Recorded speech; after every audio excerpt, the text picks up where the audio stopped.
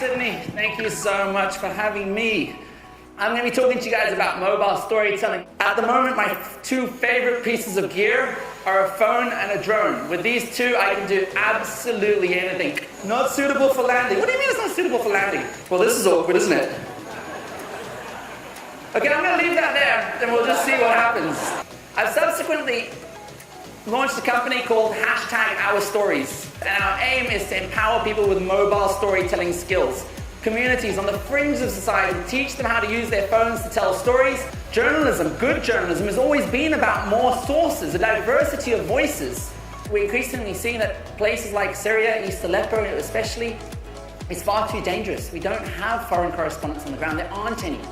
We're relying entirely on the voices of mobile storytellers, on selfie journalists. This is Bana Alabed.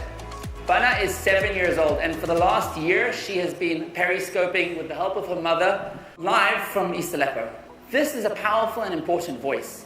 Of course it's not objective, but that doesn't mean that this voice is not of value. We can't keep chasing this breaking news game because we lost it a long time ago. Two things happened at 9/11. I started getting regarded as a terrorist when I went to airports, and major breaking news stories were covered with mobile phones. Our value add as the media has to be in finding voices like hers amongst the massive amount of noise on social media, contextualizing, verifying, authenticating. This is the role of the media in 2017 and beyond. My message to you guys here today is this is not difficult. It doesn't require any investment. It's the mobile phones that already exist in your reporters' pockets, and you can help future-proof their careers and your organizations. I'm not talking about a pivot to video. I'm talking about an amalgamation of everything that's got us to this point. The power is in your pocket. The mobile phone is the singular most powerful device we may ever own. It's more powerful than the rockets that took us to the moon, and it is a serious atomic agent of change. Thank you so much.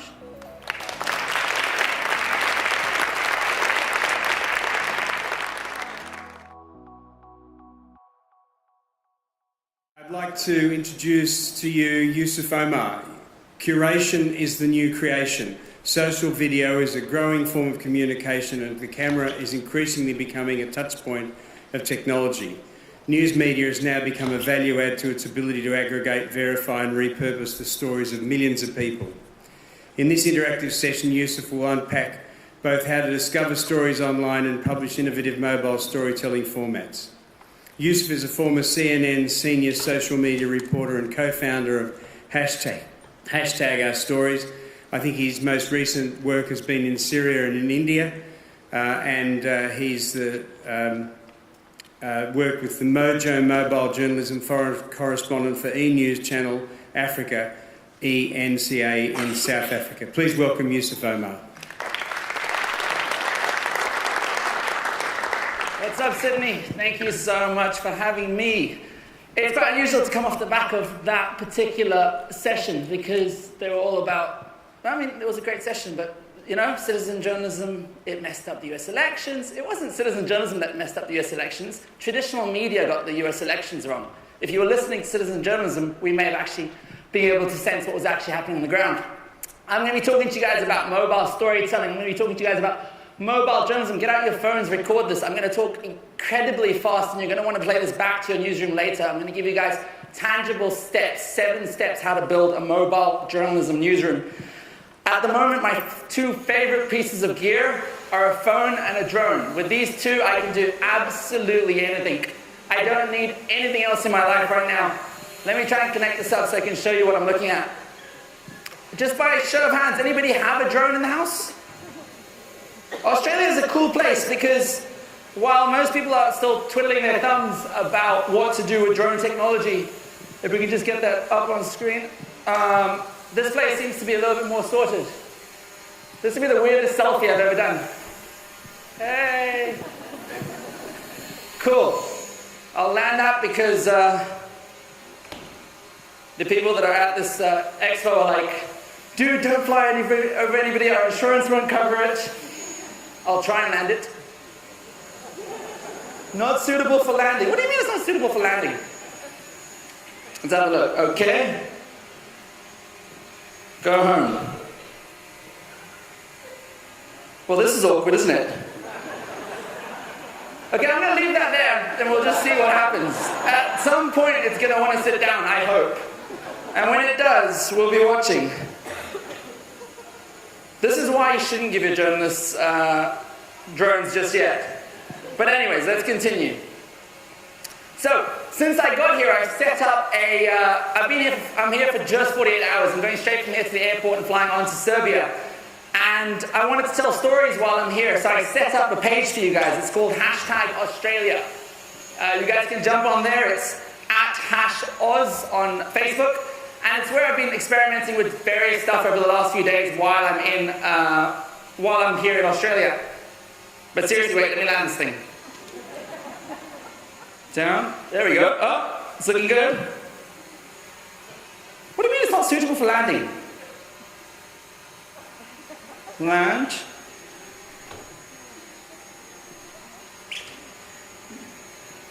What if I move it a sec? Ooh. It just wants to go back to where it came from. I agree. This is why you should never try things for the first time on stage. Earl's going to be like, don't do this at Inma.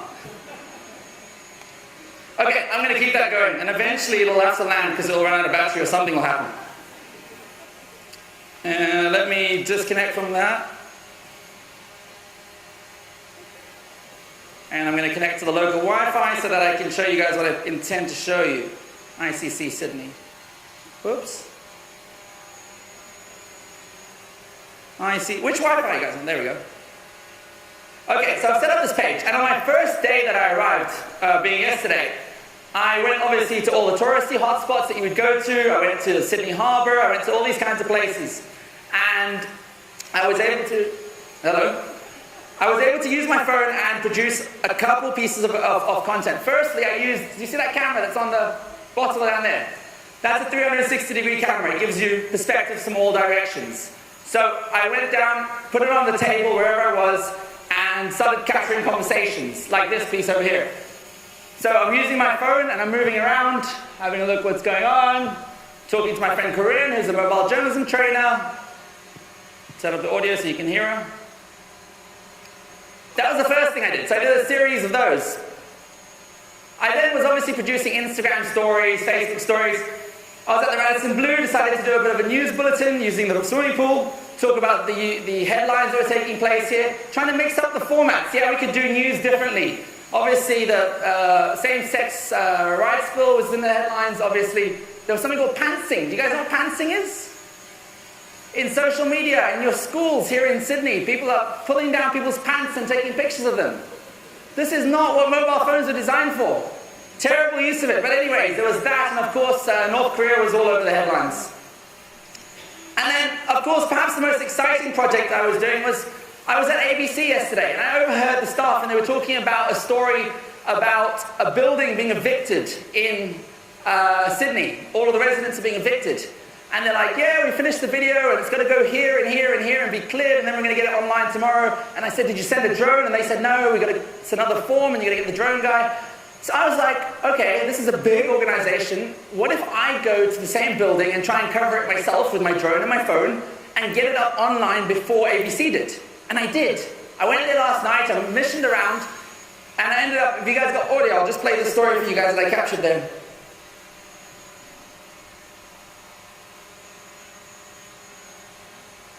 Oh, let me plug that in. Bright lights are being used as a defiance by the residents of these towers to say that we are here and we will not be ignored. Don't knock them down. The way that we treat the vulnerable people in our cities. The local government are looking to knock down the two tallest towers in the state to move the people and build much lower government-sponsored accommodations. And in defiance, these residents are making a case that we are here, that we shouldn't be forgotten, that we should be heard. Like watching TV, listen to music, read. I've been here 1 year. It's great. The whole area's been redeveloped into a mix of public and private housing. The lighting project make the city aware. The Community Art Project is a 500 window community community light project where we give every public housing tenant a coloured light for their window. And it's really a statement that you can see from pretty much the whole of Sydney. You can be looking from city centre. Allegedly, these properties are still good for another 30 years, and they want to remain. They don't want to leave the space. The government have already told us that they'll provide housing for dislocated residents. I have faith in the government. By illuminating these huge double high-rise towers, we can kind of really put Waterloo on the map and get people seeing it from very far away and talking about the importance of public housing. You can't ignore these guys. You can't ignore the bright lights. So just the potential for a drone, a wireless mic and a phone to go out and produce that entire story in like an hour. Hey guys. Hello. Oh, that's that. So yeah, it was an incredible journey. You won't believe it. I was actually, I was raised in Australia. I moved here on Boxing Day of 2004. You guys know what was significant about that day? Boxing Day of 2004? The tsunami, yeah? We flew over it on my way from the UK here when I moved to Brisbane. That's me on the far right, on the first day of school at John Paul College in Brisbane. At that stage, I had no idea what I wanted to do and what I would end up becoming. I ended up joining conventional television broadcasters. I was a TV journalist. I was in studios, anchoring, doing all the TV stuff as you do. But I felt like I wasn't connecting with real stories and real people. I was so locked up in this newsroom that didn't represent any of the societies that I was working in. In this instance, I was at E-News Channel Africa in South Africa. And the newsroom, like newsrooms around the world, was far wealthier, far more leftist, left-leaning, far whiter, and far older than the average person in South Africa. It didn't represent the demographics. I've subsequently launched a company called #OurStories. We're traveling to 20 countries over the next 3 months, and our aim is to empower people with mobile storytelling skills. Communities on the fringe of society, teach them how to use their phones to tell stories, empower them, allow them to create shows, and then we can spread those shows in traditional media. We go hand in hand. We're not trying to oppose traditional media, we're working with them. We're the next billion mobile users, and we won't be silenced. We're here to engage and inform. Empowering mobile storytellers to bring about reform. We don't need satellite trucks, and that's a fact. Faster and cheaper than that. Good storytelling has always been about more voices. And mobile cameras simply means more choices. With more angles, perspectives, and truth than before. There's a different way of telling stories. Need to explore. Let's not ignore traditional media success, but surely we're better than this. Our stories are being drowned and the conversation has ended. Truth and trust have been lost, but mobile storytelling can mend it. Finding narratives in the noise, we don't need to conform. Let's identify languages be lost in the storm. See, a lack of media diversity is what's really affecting me.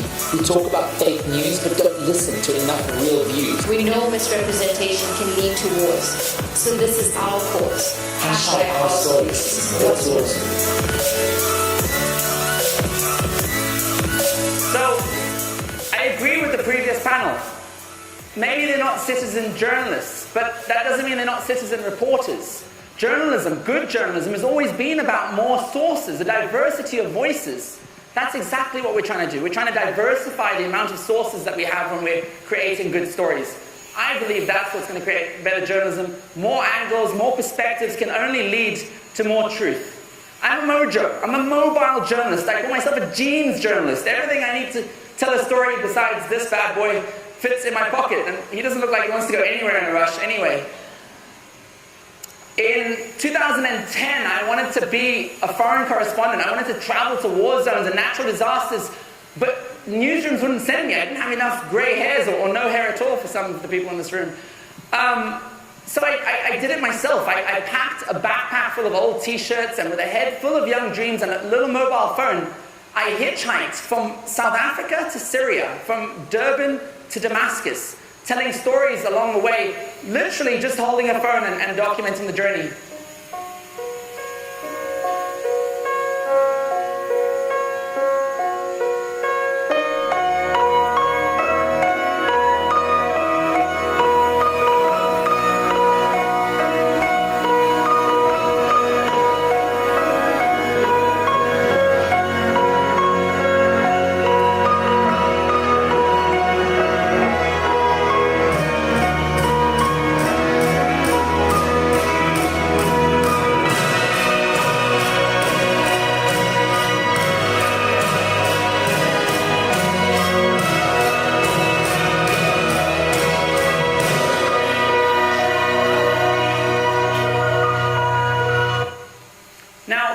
the big key word, the big buzz phrase of 2017 is let's all pivot to video. Pivot, pivot. It sounds like we're playing netball. Let's pivot. I fundamentally believe you don't have to invest any capital to pivot to video. You've got the device in your pocket. Every newsroom that I've empowered mobile storytellers on, we've purchased nothing. We've bought no phones, no equipment, no tripods, none of these. I'm never buying this again, I'm telling you now. We bought nothing. So a pivot to video doesn't necessarily mean an expense. You can do it with your current devices, and you can actually open up new revenue streams that you didn't already have. In 2012, I hitchhiked to Congo, to Brazzaville. An ammunitions depot had exploded in the middle of a civil population. They keep weapons in the middle of civil populations in case there's an uprising. It was like a 3-day fireworks display of tanks, of mortars, of rockets. This time, like these glasses I'm wearing, these have a camera in them, they're called spectacles. I strapped a camera to my head. Remember GoPros? They were cool back then, newsrooms. Oh, let's throw a GoPro at it. I strapped a GoPro to my head. And what I saw was what the audience saw. It was point of view, wearable journalism. I was a print reporter as well. I was working in a newspaper back then.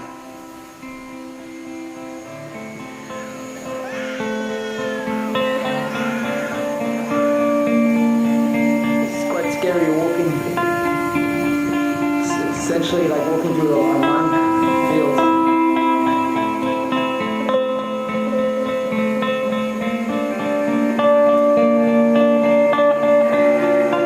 And around me is ammunition. Some of it's still alive. Most of it has exploded. And everything's just being flattened in every direction.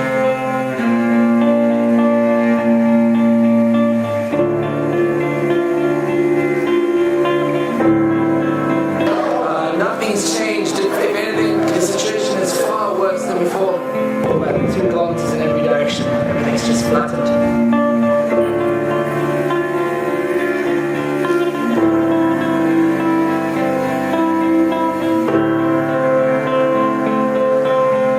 We're having her arm amputated. She doesn't have food since yesterday, and now we're at 3 o'clock. She hasn't eaten a thing all day.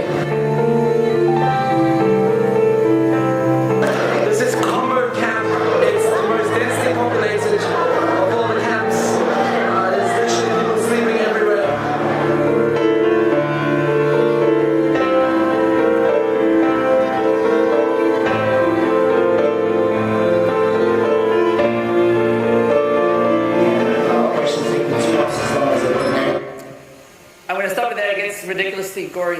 The point is, mobile storytelling is not just about cost. It's not just about being the cheapest form of video. It can become the most accessible. It can become the most dignified when you're in these very, very troubled environments. And that's what it's enabled me. It's enabled me to reach hard to reach places.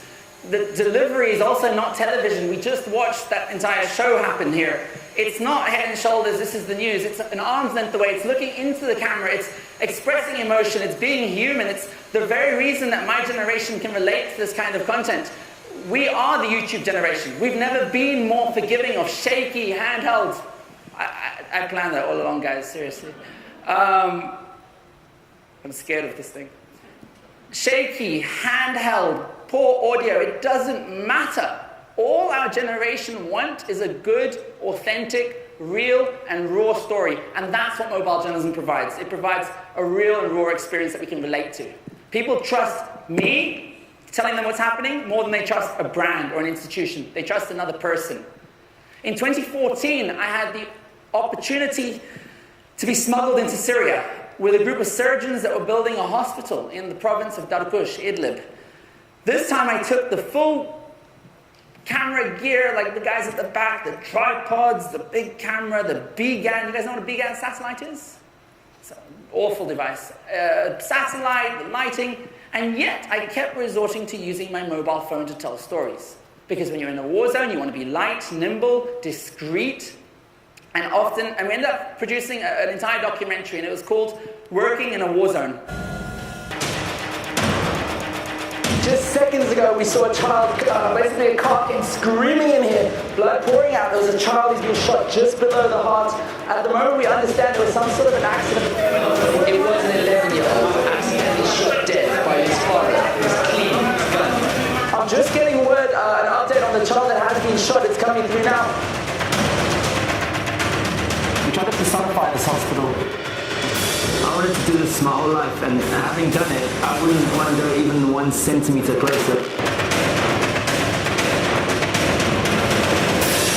Then Hatay airport near Antakya, across the border into Syria on a whole chapter.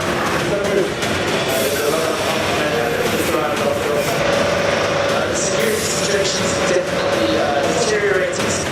This is by far the most scary part of the trip thus far. We're hearing loud explosions now, not far away from where we're staying. There's definitely an eerie feeling in my stomach that things are taking a turn for the worse. And things did take a turn for the worse. The next day we were evacuated from Syria as Mojo was landing just 150 meters away from us. Unfortunately, every single person that I got close to during my time in Syria is no longer around. This man's name is Nihad. I stayed at his house for 2 weeks. He died soon after we left.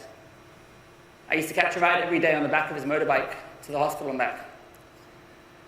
This young boy, his name was Safwan. He was my age, just a normal student, but during wartime had no choice but to become a translator, to assist with foreign people such as myself, to be able to communicate. He too was killed not long after I left. And we're increasingly seeing that places like Syria, East Aleppo especially, is far too dangerous. We don't have foreign correspondents on the ground. There aren't any. We're relying entirely on the voices of mobile storytellers, on selfie journalists. Any of you guys know this face? Anyone? That's sad. This is Bana Al-Abed. Bana is 7 years old, and for the last year, she has been periscoping with the help of her mother live from East Aleppo, and showing every intimate detail, bomb by bomb, showing how she charges her phone using solar panels on the rooftop. This is a powerful and important voice. Of course it's not objective. It's totally subjective. It's totally opinionated. She hates Bashar al-Assad. But that doesn't mean that this voice is not of value. The role of the media today is to contextualize this voice. We can't keep chasing this breaking news game because we lost it a long time ago. 2 things happened at 9/11. I started getting regarded as a terrorist when I went to airports, and major breaking news stories were covered with mobile phones. Our value add as the media has to be in finding voices like hers amongst a massive amount of noise on social media, contextualizing, verifying, authenticating. This is the role of the media in 2017 and beyond. We have to add value. For me, I don't see any proposition in the breaking news game anymore. And just to give you a sense of what Bana's voice is like. 8, 9, I want to leave. Now it's okay. No bombing.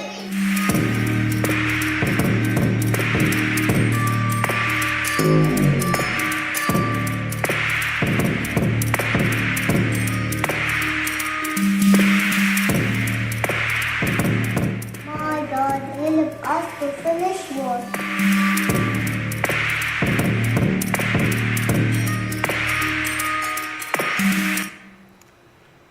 Somewhere amidst the chaos in Syria, somebody heard Bana's voice. She tweeted Michelle Obama, she tweeted Erdogan, and she was evacuated into Turkey. She's now safe in Turkey.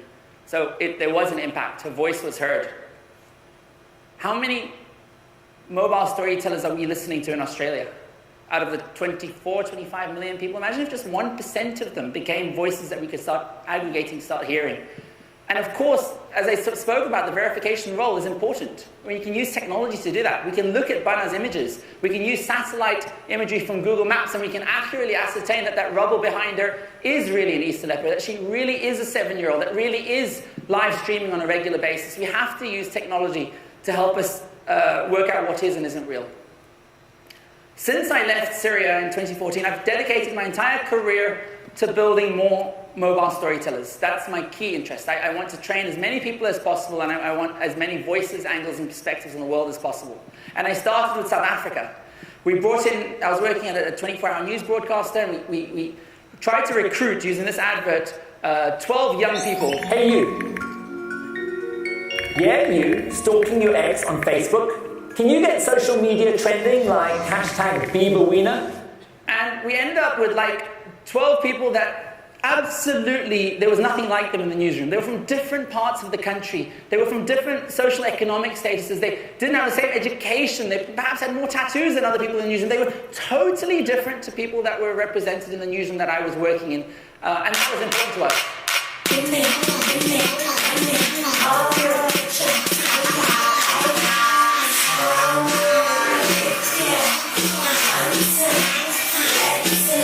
I'm proud to share that almost all those guys are now full-time employees. They're all full-time journalists. It worked. They were brought into the newsroom. They weren't journalists when they arrived, but they became when they left.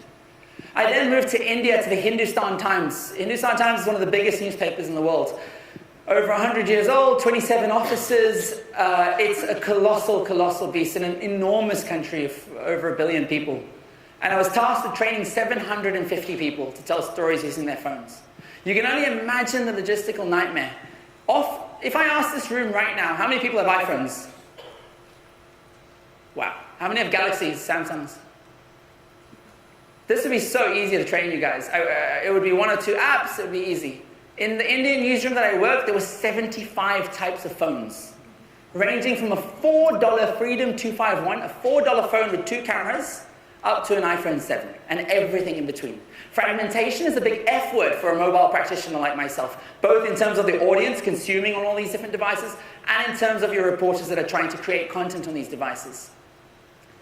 After we worked with the newsroom, we again took it beyond the newsroom. I was trying to cover education. It's the same calendar event every year, right? Kids going from school to university. How could we make it more interesting?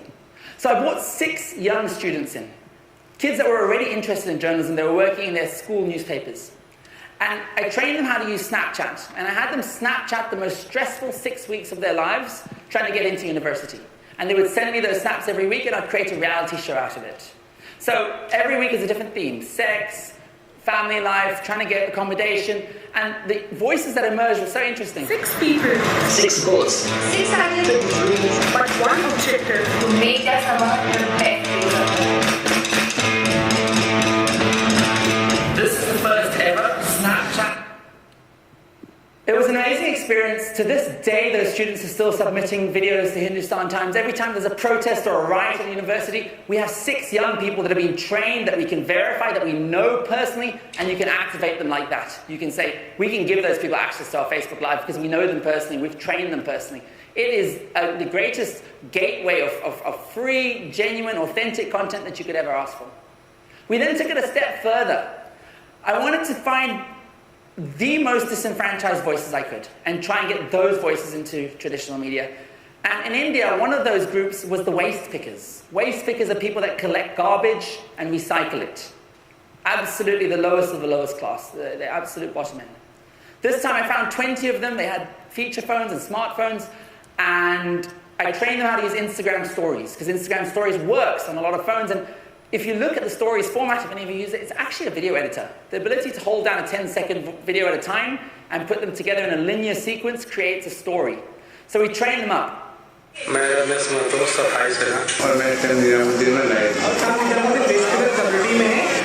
down the right button for 10 seconds and take a video. We're doing a mobile journalism session here in the Samadi with the community. He says, I'm not going to give up because I need to eat. बहुत सारे कबाड़ी भाई लोग खड़े हैं और वो छटाई कर रहे हैं बस्ती है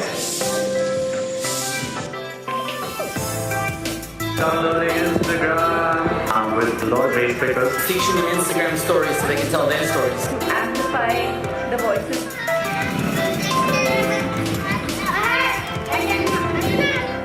We want you all to become selfie journalists. So pull out your phones and then you'll be amazed how many places I go to, and as soon as the word selfie journalism comes up, I get written off. I've had the biggest editors of some of the biggest news organizations in the world that say, this isn't journalism, this isn't news, I would rather die than do this.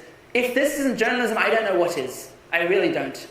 We didn't hear back from these waste pickers for like 8 or 9 months. Not a word. To me, the training had failed. They hadn't contributed, data was too expensive, they didn't have access to Wi-Fi, didn't hear back from them. Until about a month ago.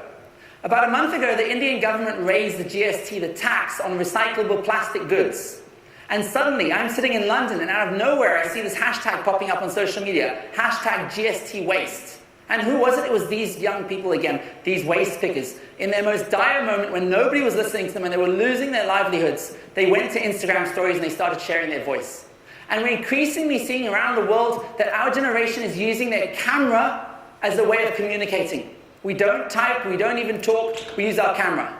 If we look at the Grenfell Tower, the apartment building that caught on fire in London and a lot of people died. We saw young people in their last moments were using Facebook Lives and Snapchat stories. That was their way of engaging with the world. In their very last moments, this is what they chose to do because our camera is our entry point to technology. And this is going to be a trend that's going to continue going forward. I suspect that all formats are going to merge. Your written formats with your photos, with your videos, are all going to merge into this one vertical stories format. And this was something I started working on increasingly at CNN in London. I was working on the Snapchat team.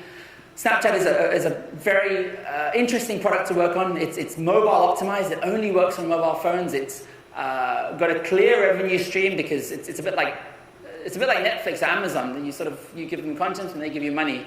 So it makes sense to a lot of the news organizations. But I wanted to use it to do constructive journalism. So every story I went to, I looked not just for an issue, but how could we make it better? My generation don't want to share negativity. We've had fear and terrorism piped into our mobile phones since the day we were born. We want a message of how can we help, how can we progress society. In this instance, we traveled to Germany. We met a group of Syrian refugees that were doing walking tours of Berlin, drawing parallels between Nazi Germany and Syria today. My name is Iyas Adi. I'm from Syria. I came to Berlin a year and a month ago. We are here doing refugee voices tours. Different cities. Talking about Syria and Berlin together. Talking about historical event that happened here in Berlin. We try to connect what happened here with what was happening in Syria. Almost half. This took an enormous leap of faith for organizations like CNN, where they have all of the resources in the world. They've got the cameras and the drones, better drones than mine apparently, and they could deploy masses of resources at a story. But they saw the value in a mobile phone creating content on a mobile and for mobile devices. And this is because when you're shooting and editing on a phone, like almost everything I've showed you today, you're fundamentally thinking about how a mobile audience wants to consume it. When I'm making the subtitles and they look too small on a phone, I make them bigger. When it's feeling too long and my hands are getting tired, I make the video shorter. Producing on a phone yields often better results than producing on a desktop when building specifically for mobile audiences. In this instance, we found a homeless bus. We found a bus that a former prisoner had bought and converted into a homeless shelter. Again, shot on a mobile phone in tight spaces. Of former prison inmates and guys who have spent some time on the streets who managed to buy an old British bus. They've stripped out all of these seats and they're now installing sleeper pods for the homeless. Beep, beep, beep, beep. Welcome to the Art Project. I've been arrested for attempted murder, I've been arrested for a shooting. I've been in prison every single year up to 3 years ago since I was 15 years old. I asked the Lord into my life and I had a vision of helping homeless people. I'll drop links to all this stuff on the hashtag Oz channel so you guys can follow it at a later stage. But now you've seen a lot of examples. You probably want to know, how can we pull this off? How can we actually do this in our news organizations at no cost? And I'm going to give you a couple pieces of advice from my time doing it, and if I could do it again, what I would do again. Well, I am doing it again, but if I could. The first thing I noticed when I spoke about my experience yesterday, let me take a picture there. And I said that the ABC were looking at the story that I was looking at, right? The tower. But it would take them at night to get it through. And the reason it would take them a while to get their story out is because there's so many Zs in their workflow. It sort of looks like this. It just goes like that. And eventually it makes it online. It goes from the reporter to the video editor, to the social media team, to the online team, to a sub-editor, and it makes it online. Ideally, where possible, I believe that we should try and create a direct path from the mobile device up to your platforms, up to your Facebook, your Twitter, your YouTube, whatever it may be. Now, of course, you're saying, well, how do we maintain quality? We are huge news organizations. We have a reputation for and a brand to preserve. At the moment, I see news organizations have the same social media policy for all types of stories. But it shouldn't be the case. We should have a traffic light approach. That's why I put a little traffic light up there. There you go, that. We should have a traffic light approach to social media. If you guys were capturing this right now, and you were using it for your platform, there's not much that can go wrong. So why not give your reporters the green light? Why not enable them to publish directly to social platforms?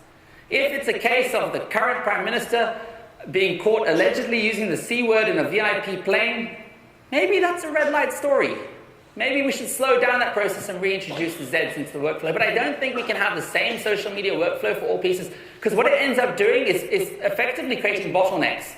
You end up with lots of reporters all submitting into the same workflow, and you have a bottleneck here. You also end up having a very slow workflow. By the time it makes it online, it can be the next day. And fundamentally, the person that's uploading it here often has no context what the story is even about, because they weren't the ones that produced it. So let's look at how we can rework our workflows to be a little bit more flexible. The second thing I'd like to talk to you guys about is to survey the newsroom. Work out what devices are currently in your office, what phones people currently have, what platforms they watch on, how long are the videos they watch, do they watch them vertical or landscape, for two reasons. Firstly, often I find we are not creating the same sort of content that we're consuming. We watch one thing on Facebook and we produce something totally different. The second reason to survey is because once you start asking those questions, just the questions in themselves gets the newsroom thinking differently. They start to get an idea of where this mobile strategy might be going. So survey your newsroom. The third tip I want to offer you guys is cut the fat. Often we see in news organizations video on our social platforms that is not necessarily performing that well. And we can use analytics to have a look at what's performing well and what's not. I often see top 5 stories of the day or this or that. And we say, well, why are you doing this? And they say, well, we've always done it. We've had it for 2 years now. We're not going to stop now. If we always do what we always did, we'll always get what we always got. We have to use analytics to work out what's performing well and what's not, and trim the fat, trim the formats that are not working online, and let's focus on the ones that are working well. So that's my third point. My fourth point, by the way, I'll load all these online as well for you guys. My fourth point is gamify, and this is the most interesting one, I think. Effectively, how do you convince a group, gamifying newsroom, how do you convince a group of print storytellers to even get, how do you convince a group of print storytellers to even get involved in the mobile storytelling video space? When I was working at the Hindustan Times, for example, in India, I would try and tell reporters my father's age, you need to start shooting video, blah, blah, blah. And they would say, Yusuf Bhai, I have 1 million people reading my front page story every day. Why do I need to be bothering with video? You know, like I'm far too old and seasoned for this. But once you create a competition within the newsroom, and you peg that competition to real metrics, whether it's views or shares or engagement, and you reward people based on how well their videos do, you end up with something quite interesting. And we didn't reward with cash, we rewarded with gear. So just say you've got a whole bunch of mobile devices in your newsroom. These are all your reporters. Whoops. These are your 3 reporters. Maybe once they reach 10,000 views, 10K. As you can see, I spent my whole life typing. I'm a terrible handwriter. They reach 10,000 views. Maybe give them a selfie stick and a lens. Maybe when they reach 100,000 views, reward them with a drone. Maybe when they reach 500,000 views, give them a brand new phone and a whole bunch of kit. I see organizations often throw out gear and then wait for results and they don't get any. But if you incentivize based on something tangible that they receive, you have different results. I also think you can gamify your access. If you've got 10,000 views, maybe you've got access to the Twitter account. If you've got 100,000 views, maybe you've got access to the Facebook account. If you've got 1 million views, maybe you've got access to all the social media accounts, because you've proven yourself. You've done a series of videos, and in that way you don't centralize your social media operations around one team, because your social media team is never going to be big enough for your organization, but rather you have social media influencers in every team based on their performance. That's gamifying the newsroom. The next thing I want to talk to you guys about is priorities. What, and I'm going to call this triangle. What are you doing at the moment, and what kind of return on investment are you getting. So I draw a big triangle like this. And right now, if we look at all the various video formats, the one that's performing the best in terms of views, in terms of comments, is the live format. And this is on Twitter, on Facebook, on Instagram, across the board. So the majority of the content I do would be live. It's a very little return, there's very little effort. You press the red button, you go live, you get loads of audiences, and you don't have to do an editing process, you don't have to invest much time in it. I would then take those lives and I would turn them into explainers. Explainers are text, video, music, again, very easy to produce. Further up here, I would explore Mojo.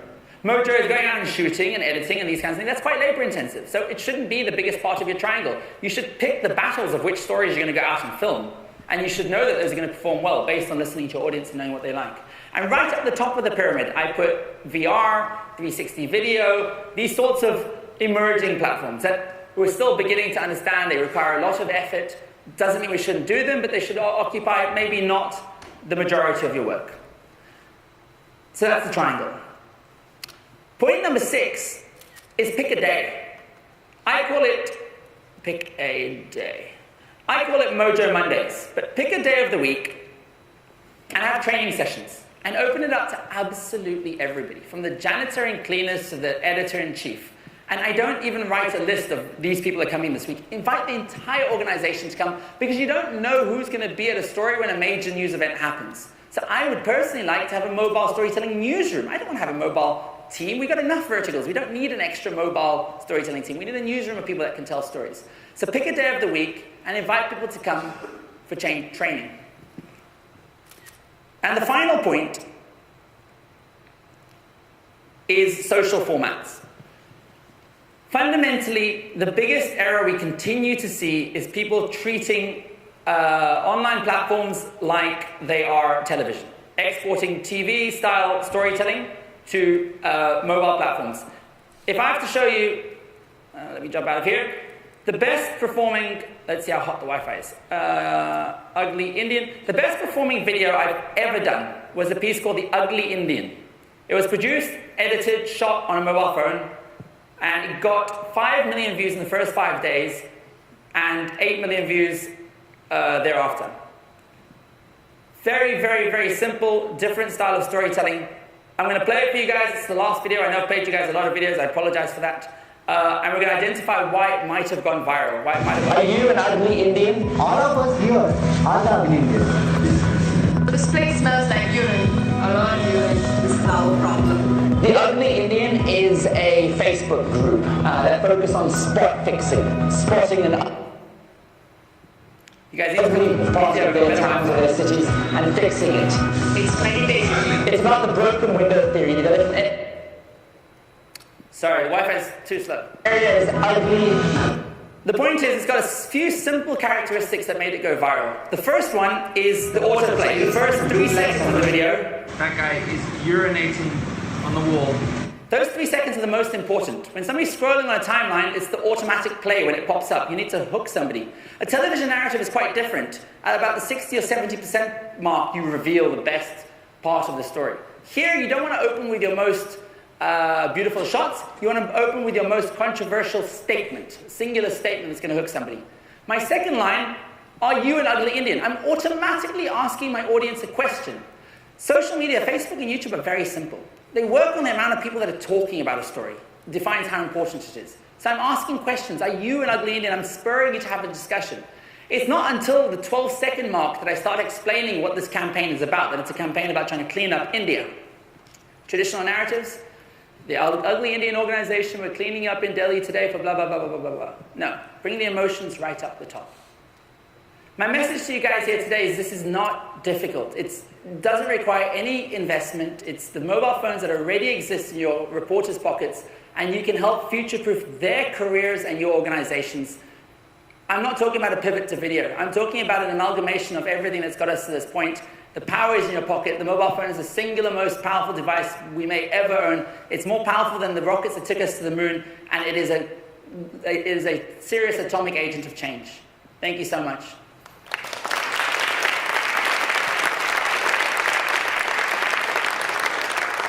Are you an ugly Indian? Yusuf's happy to take some questions if you've got any from his experiences in Syria and India or here the last few days. Like fun. I see any questions? No? In the middle. Where'd you buy that drone?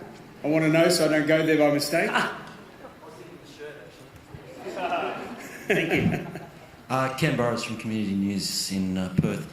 I'm interested in, so it's one thing to train Mojo journalists, and I'm interested in what sort of reaction you get on the street from people having a phone put in their face by somebody they don't know, how you deal with that, what advice you give to journalists. A far better reaction than putting a big boom mic and lights and a camera in their face, if that makes any sense. I think people are very familiar with having mobiles in their surroundings. Most of my work over the last few years, that's easy, working on the street. Difficult is interviewing rape survivors, sexual abuse survivors, using any sort of camera. I've worked in Abu Dhabi, in South Africa, in India, working with young women who had been kidnapped, raped, sexually abused. I would never use anything other than a mobile phone. It's so discreet, it's so intimate, they forget the mobile device is even there. The next evolution of this is going to be this. Wearable journalism. I want to be able to look at you in the eye and interview you. I don't want to have any barrier between us. Do you remember when Donald Trump made that statement, "You look at what happened last night in Sweden"? Do you guys remember that? I went to Sweden to find out what had happened, and there was an interesting sort of scene there. I filmed an entire piece using wearable technology. I think that is really a next level of journalism. At the moment, I'm enjoying filming with my phone and using the drone as a second camera, not even as a flying drone, but just holding it to one side as a sort of tripod, like mid-level. But yeah, I think it's easier to use a phone to get interviews and voxies on the street than any sort of other equipment.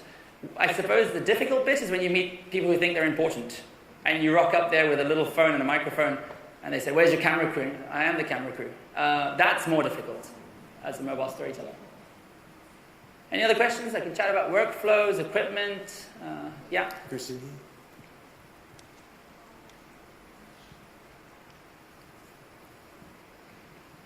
This may seem like an old person's question, but accept it if you want. Thank you.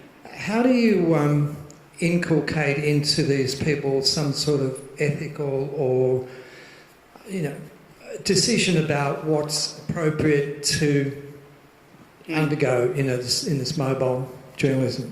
I'm so glad you asked. In this era where we've democratized media effectively, everyone's got access to publishing. If you've got a powerful story to tell, no one can stop you going viral. You don't need traditional media to spread your story. Editors and journalists and us have never been more relevant. They are simply sources and they're streaming into you. We are still making the decisions. We're still putting together the shows and the narratives. So I often feel when I give this kind of talk, I alienate a lot of editors and journalists who shouldn't be. We need seasoned people who can make those decisions more now than ever before. Does that make sense? So they're producing, but they're not necessarily publishing to your platform. You're still, in many instances, going through a producer. Like the piece that I showed you with the campus calling, the 6 students in India that were producing stories. They were all funneling that to me through WhatsApp, and I was creating narratives out of that. The other option for that, sorry, just one more point. If you are worried, and just say you're a brand like ABC, huge organization, can never risk having this many people contributing directly. A lot of people are now creating loads of subsidiary accounts. They'll create dozens, if not hundreds, of Facebook pages and give that to them and don't put your name on it. Be an arm's length away from it and leave it as an experiment to see what happens there. I think the internet is moving smaller again. We don't want one page with 10 million followers. I want 100 pages with 1,000 followers on each with specific interest groups. And I think that allows you to be a little bit more flexible, a little bit more creative and give people a little bit more access if you create little spaces for them.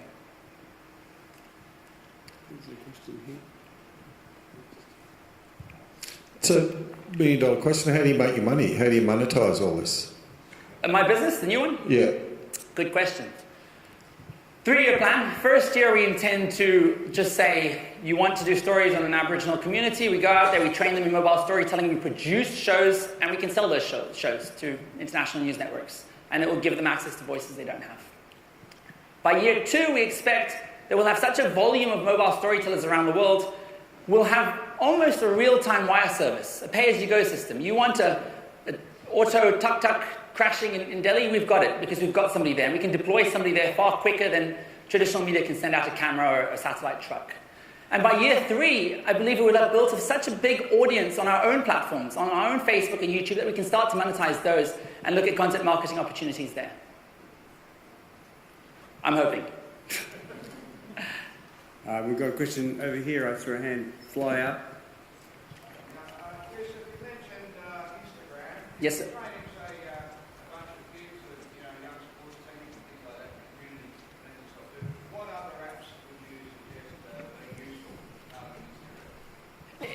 I look at what region and market I'm in, and I work with what is popular in that area. So if I'm going to India, I'm never going to train the majority of people in Snapchat because they're not on it. When I went to Sri Lanka, I was there 2 days ago, they're big on Viber. So I would look at how they can produce content on Viber. So it really depends on specifically the country they're in. In Australia, you've got a big play with Snapchat. You've got 4 million people here. I would also look at, if you work with young people, they know the apps. It should actually be an upward trajectory of them telling you which platforms they're creating on.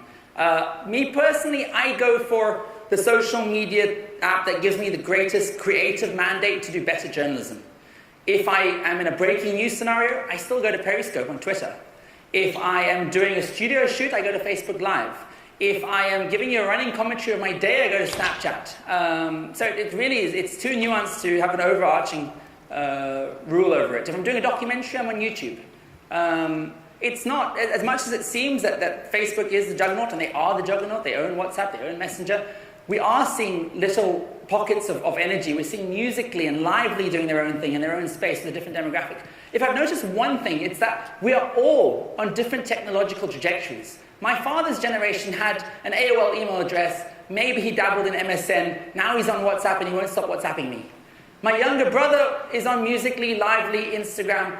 I'm on Snapchat, Facebook. We're all on different technological trajectories. So once you know which trajectory you're targeting, then it's easier to identify which tools and which platforms.